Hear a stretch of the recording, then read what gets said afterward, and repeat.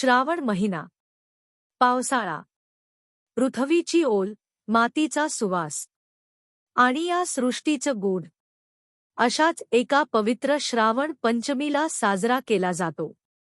नागपंचमी, सर्पपूजेचा अत्यंत श्रद्धेचा दिवस. पण खरंच विचार केलात का? का करतो आपण सापांची पूजा? ते पण दुधानं, फुलांनी, हळदकुंकवाने. आपल्या पुराणांनुसार नागदेवता ही केवळ साप नव्हे, तर ती पृथ्वीखालचं संतुलन राखणारी शक्ती आहे. शेषनाग, ज्याच्या फण्यावर संपूर्ण पृथ्वी विसावलेली आहे. वासुकी, ज्याने समुद्र मंथनात मंदार पर्वताला आधार दिला.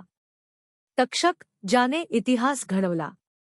या सर्व नागांचा आपल्या पौराणिक ग्रंथात ठसा आहे. आणि म्हणूनच या दिवशी सर्पांना दूध वाहणं म्हणजे त्यांच्या अस्तित्वाबद्दल कृतज्ञता व्यक्त करणं आहे. काही गावांमध्ये नागदेवतेच्या मूर्ती किंवा चित्रांची पूजा होते. कुठे नागोबाच्या बिळाजवळ पूजा होते, तर कुठे शेतीचे पुजारी म्हणून नागांची प्रतिष्ठा केली जाते. नाग हे पर्यावरणातील आवश्यक घटक आहेत. ते उंदरासारख्या पीकनाशक प्राण्यांवर नियंत्रण ठेवतात. जर साप नसेल तर निसर्गाचं चक्रच बिघडेल. आपल्या पूर्वजांनी हे ओळखून या जीवांचं रक्षण करण्यासाठी एक संपूर्ण सण दिला, नागपंचमी. या दिवशी स्त्रिया व्रत करतात, काही उपवास करतात आणि संपूर्ण कुटुंबासाठी सुखशांती आणि संकटमुक्ती मागतात. बालपणातली ती नागपंचमी आठवा.